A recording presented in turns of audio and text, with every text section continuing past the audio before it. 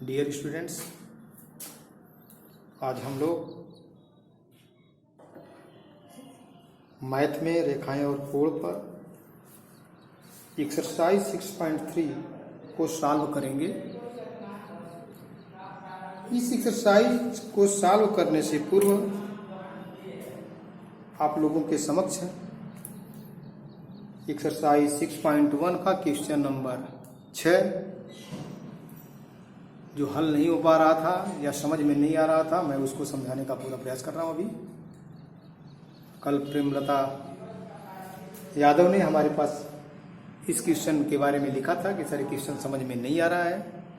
तो बेटा आप लोगों से मुझे एक बात बतानी है कि किसी भी क्वेश्चन को हल करने से पहले आप सावधानी पूर्वक कम से कम 2 बार उसको पढ़ो, और जैसे जैसे क्वेश्चंस में कहा गया है अकॉर्डिंग टू क्वेश्चंस, वो उसी के अनुसार आप कार्य करके देखोगे तो मुझे पूरी उम्मीद है कि सवाल को हल करने में आपको बहुत ज़्यादा सहायता मिल जाएगी, बहुत ज़्यादा।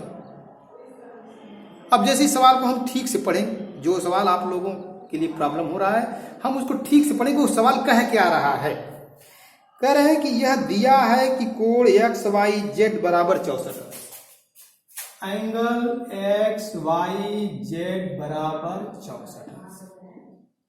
तो आप पहला काम करें कि एक्स वाई जेड कोण ही बना लें। आप यहां पर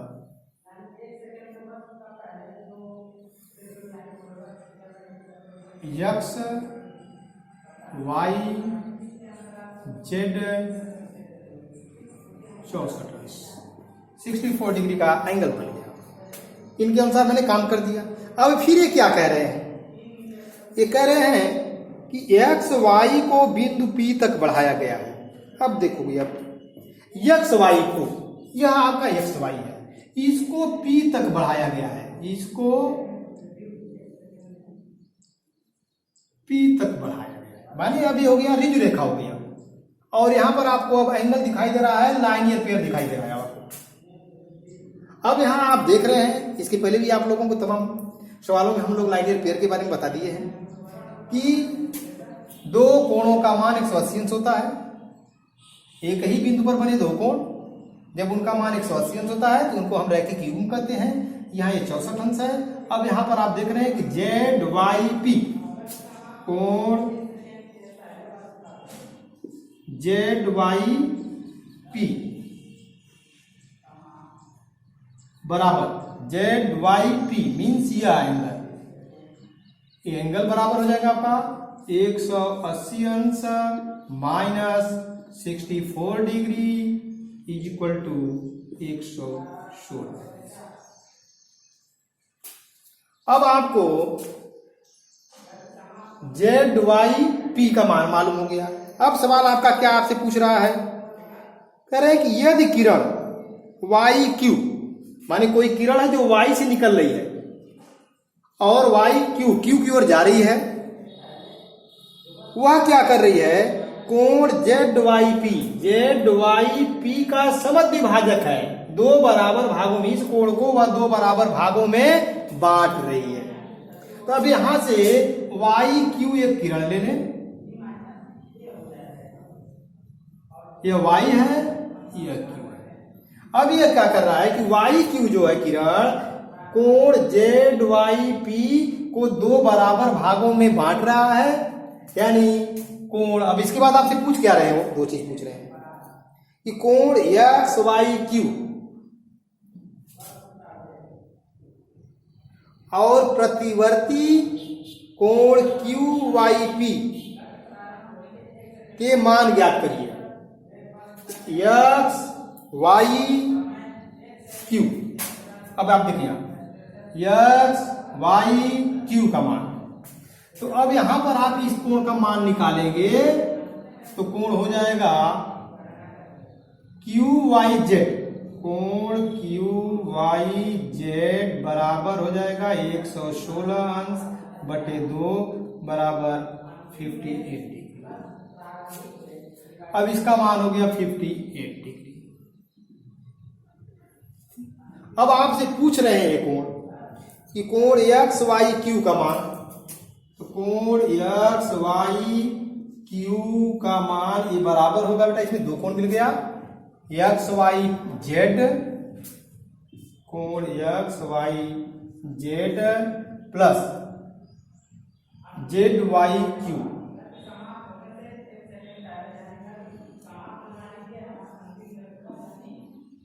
एक्स वाई क्यू मीन्स पूरा यह कोण आप पूछ रहे हैं आपसे, एक्स वाई क्यू। अब एक्स वाई क्यू में दो कोण मिल गया आपको, एक मिल गया X Y Z plus Z Y Q. अब यहां पर हो गया आपका 64 अंश प्लस 58 अंश बराबर 12, 6 5 11 1 12। अब आपका मिल गया यहां पर 122 अंश, एक्स वाई क्यू का मान, एक्स वाई क्यू का मान आपको मालूम हो गया। अब ये पूछ रहे हैं कि प्रतिवर्ती कोण Y Q P,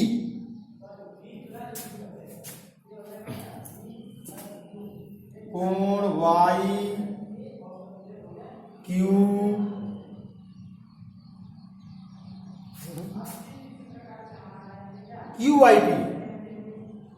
Q Y P. अब इसको आप देखें कहां है, क्यू वाई पी का मान पहले आप निकाले।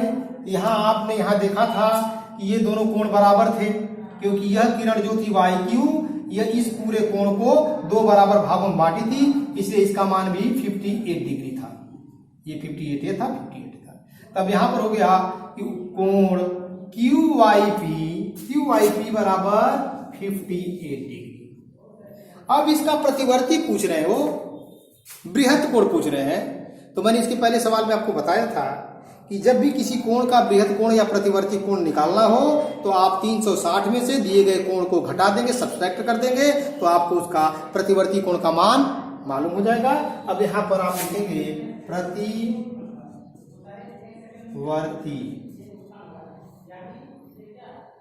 कोण क्यू वाई पी बराबर 360 अंश minus 58 degree equal to 302 answer. दोनों आंसर मिल गया आपको। एक कोण का यहां मान पूछा गया था, 58 अंश आ गया था, 58 इसका मान, कोण एक्स वाई क्यू का मान 122 अंश और प्रतिवर्ती कोण क्यू वाई पी का मान 302 अंश। अब मुझे उम्मीद है कि आपको यह सवाल पूरी तरह से समझ में आ गया होगा। प्यारे बच्चों, अब हम एक्सरसाइज 6.3 की ओर चलेंगे।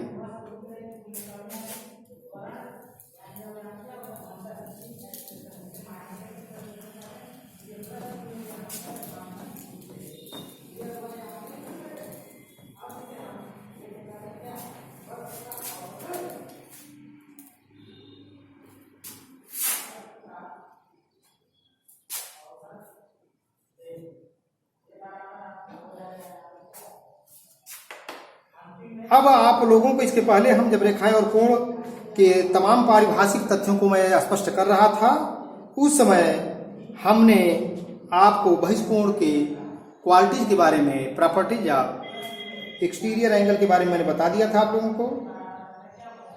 आज हम उसी बृहत कोण के प्रॉपर्टी के आधार पर इसमें पूछे गए सवालों को हम लोग हल करेंगे। इसमें क्वेश्चन नंबर 1 है आपका, देखें ये फिगर है टी क्यू आर,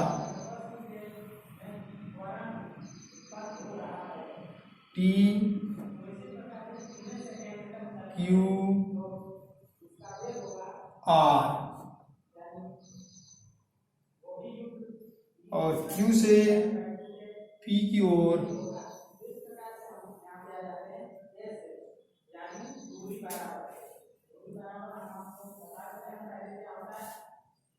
यहाँ P है, यहाँ यस है, इसका मान 135 अंश है, इसका मान 110 अंश है। अब आपसे ये पूछ रहे हैं कि कोण PRQ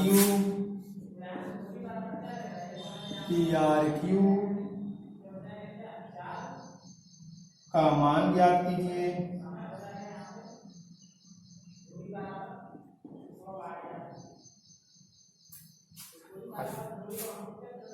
अब आप देखें इस फिगर को ठीक से देख ले आप। यह सीधी रेखा का कोण है, यहां भी कोण हो रहा है, यहां भी लाइनियर पेयर हो रहा है, यहां भी लाइनियर पेयर हो रहा है, तो यह 110 अंश, इधर 70 अंश आ जाएगा। यहां आप देखें यह 135 अंश है, तो 180 में से अगर आप 135 को घटा देंगे तो इसका मान 45 अंश मिल जाएगा। ठीक, अब आप देखेंगे इस कोण का मान इन दोनों कोणों के योग के बराबर होगा। यही बहिष्कोण में बताया गया है कि किसी भी बहिष्कोण त्रिभुज में किसी बहिष्कोण का मान दूरस्थ दो अंतः कोणों के योग के बराबर होता है। यानी 135 अंश है तो कोण यह और प्लस यह, इन दोनों कोणों का योग 135 अंश होगा, इस कोण का मान और इस कोण का मान। अब आप यहां से पहले इसका मान आप निकाल लें। अब यहां पर निकालें आप कोण PQR, कोण PQR का मान बराबर होगा 180 अंश माइनस कोण PQT बराबर 180 अंश माइनस 110 अंश बराबर 70 अंश। ये आपका इक्वेशन 1 अगर आ गया, आपका मान ये एक आधार चीज मिल गया आपको। अब यह 70 अंश हो गया आपका, इसका मान 135 अंश है। कोण RPS बहिष्कोण, यहां लिखे आप कोण RPS बराबर 135 अंश है, और यही बराबर होगा कोण PQR प्लस कोण PRQ के। अब आप देख रहे हैं कि कोण PQR प्लस कोण PRQ बराबर 135 डिग्री। यहां पर आपने मान अभी निकाला है PQR का मान 70 डिग्री आपने भी निकाला है। इसके जगह पर PQR की जगह पर आप इसको रिप्लेस कर दें तो हो जाएगा angle PRQ plus 70 degree is equal to 135 degree. अब angle PRQ is equal to 135 degree minus 70 degree is equal to 65 degree. अब आपका यह आंसर आ गया, इसका मान 65।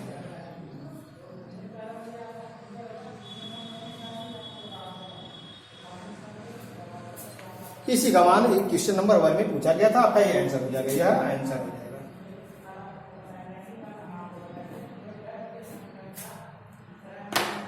अब मिटा दें, ठीक है।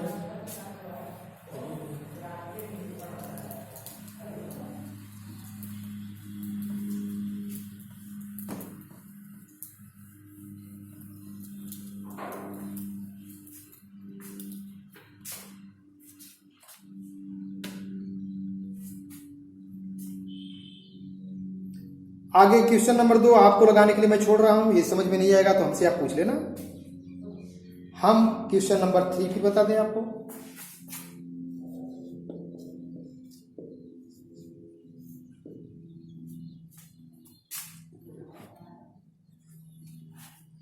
यह आकृति देखें आप,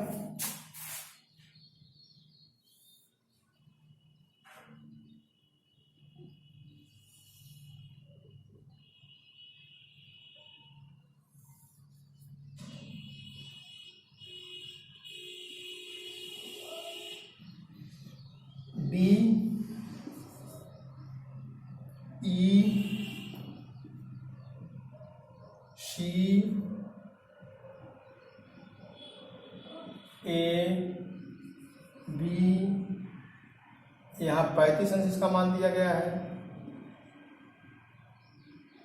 इसका मान 53 अंश दिया गया है। आपसे पूछा जा रहा है कोण DCE। अब आप DCE को देख लें आप लोगों के इसमें।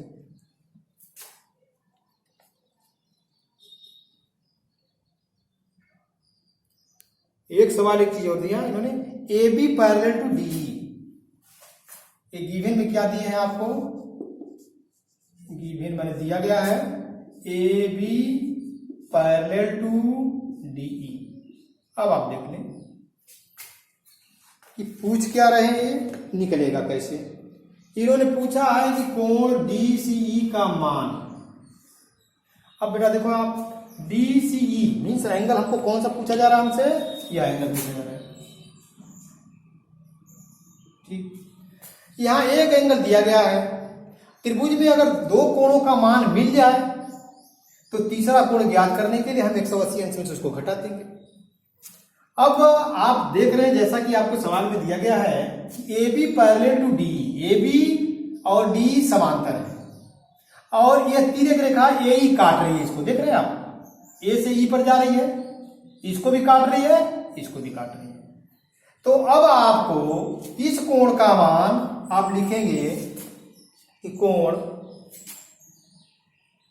AED, कोण AED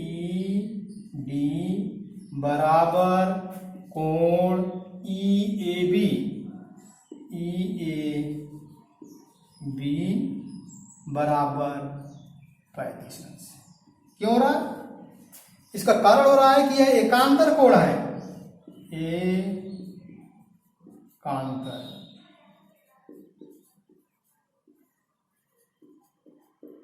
एकांतर क्योंकि हम जानते हैं कि जब दो समांतर रेखाओं को कोई तिर्यक रेखा काटती है तो एकांतर कोण बराबर होते हैं। यहाँ A B parallel to D और तिर्यक रेखा ए इसको काट रही है तो एकांतर कोण बराबर होंगे।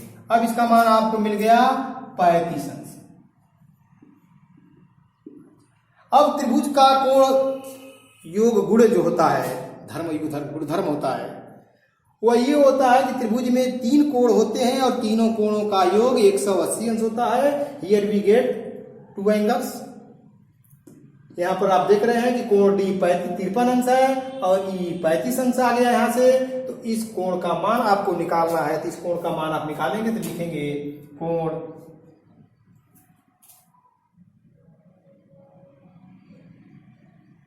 DCE, DCE बराबर 180 अंश माइनस कोण CDE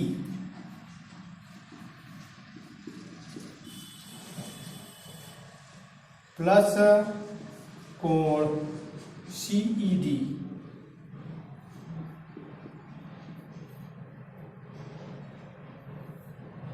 बराबर 180 अंश माइनस कोष्टक में 53 अंश प्लस 35 अंश बराबर 180 अंश माइनस 88 बराबर 92 अंश 0.2 और अब यहां पर 92 अंश इस कोण का मान निकल गया। आशा है कि आपको यह सवाल पूरी तरह से समझ में आ गया होगा, क्योंकि इसमें हमने 2 नियमों को आधार बनाया। एक समांतर रेखा वाला कि दो समांतर रेखाओं को जब कोई तिर्यक रेखा काटती है तो एकांतर कोण बराबर होते हैं, उसके आधार पर इसका मान निकल गया।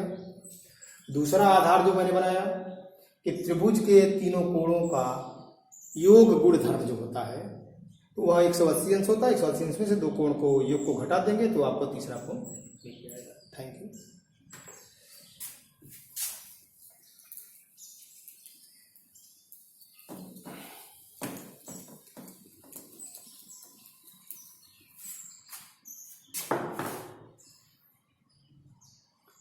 6 सवाल हैं, एक सवाल और बता दे रहा हूँ आप लोग को, 5वां सवाल भी बता दे रहा हूँ, चौथा भी बता दे रहा हूँ। चलिए क्वेश्चन नंबर 4 बता दे रहा हूँ।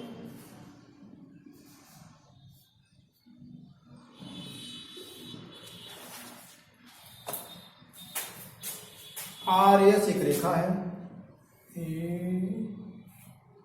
ठीक, और यहां से आ रही है, और यह जैसे यहां से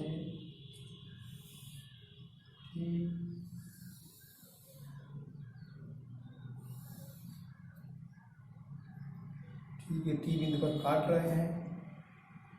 यहाँ पर P है, यहाँ पर Q है, माने RS और PQ एक दूसरे को T बिंदु पर काट रहे हैं। यहाँ पर आपको यह 95 डिग्री दिया गया है, यहाँ ये 40 अंश हो गया, यहाँ ये 75 है।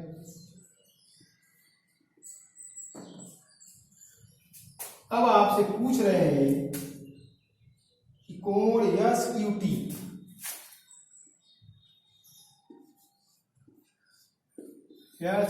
का मान आपसे पूछा जा रहा है। अब SQT किधर है? SQT, अब इस कोण का मान आपसे पूछा जा रहा है, इस कोण का मान। अब आप देखें, ठीक से इसको फिगर को देखें और ये देखने का प्रयास करें कि कहां से हम लोग शुरुआत करें कि हमारा सवाल इजी वे हो जाए। यहां देख रहे हैं, इस ट्रायंगल में देख रहे हैं, त्रिभुज में देख रहे हैं, त्रिभुज SQT में देख रहे हैं केवल एक कोण मालूम हुए हैं। यहां देख रहे हैं कि दो कोण मालूम है,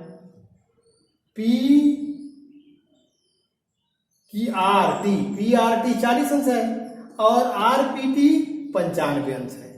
तो अब हम क्या करेंगे कि इस कोण को हम ज्ञात कर लेंगे, इस कोण को ज्ञात कर लेंगे पहले, और इस कोण को जब ज्ञात करेंगे तो ये दोनों शीर्षाभिमुख कोण हो जाएंगे और ये दोनों बराबर हो जाएंगे। जब बराबर हो जाएंगे तो हम इस त्रिभुज में दो कोणों का मान ज्ञात हो जाएगा हमें, तो तीसरे कोण को 180 से घटा देंगे। अब यहां पर हमको इस कोण का मान ज्ञात करें, हम लिखें कि कोण PTR या RTP, कोण PTR बराबर हो जाएगा 180 अंश माइनस 95 अंश धन 40 अंश, बराबर हो जाएगा 180 अंश माइनस 135 अंश, बराबर हो जाएगा 45 अंश। अब आपने देखा कि PTR का मान हमें मिल गया 45 अंश। अब जब इसका मान 45 अंश हमने निकाल लिया, तब कोण STQ बराबर कोण PTR के। अब आप लिखेंगे यहां कि कोण STQ बराबर कोण PTR क्यों बराबर हो रहा है, इसका कारण आप देंगे, शीर्षाभिमुख कोण होने के नाते, शीर्षाभिमुख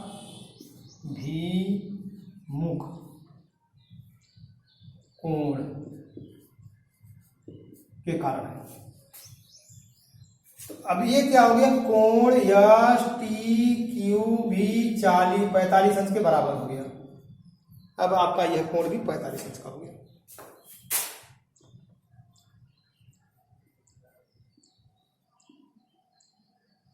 अब 45 अंश।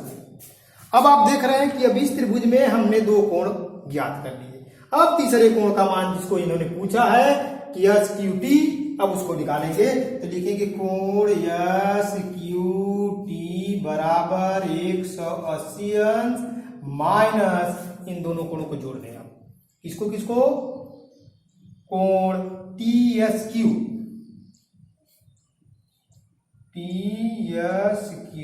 प्लस कोण QTS बराबर 180 अंश माइनस कोष्टक में 75 अंश प्लस 45 अंश बराबर 180 अंश माइनस 120 अंश बराबर 60 अंश। अब आपने देखा कि इसका मान 60 अंश हमने निकाल लिया। इस तरह से कोण SQT बराबर 60 अंश। That is your answer. Thank you. हमने 3 सवाल लगा दिए हैं। अब बाकी 3 सवाल आप लोगों को इन सवालों के आधार पर लगाने के लिए दिए जाते हैं। यदि उन सवालों में भी कोई प्रॉब्लम आएगा तो प्यारे बच्चों, आप लोगों को वो सवाल मैं फिर से हल करके नेक्स्ट वीडियो में किसी भी एक्सरसाइज के साथ रहेगा, हम आपको उसको दे देंगे। और आशा है कि आप लोग धीरे धीरे ऑनलाइन पढ़ाई को अपनाते हुए आगे बढ़ने का काम जारी रखे हुए हैं।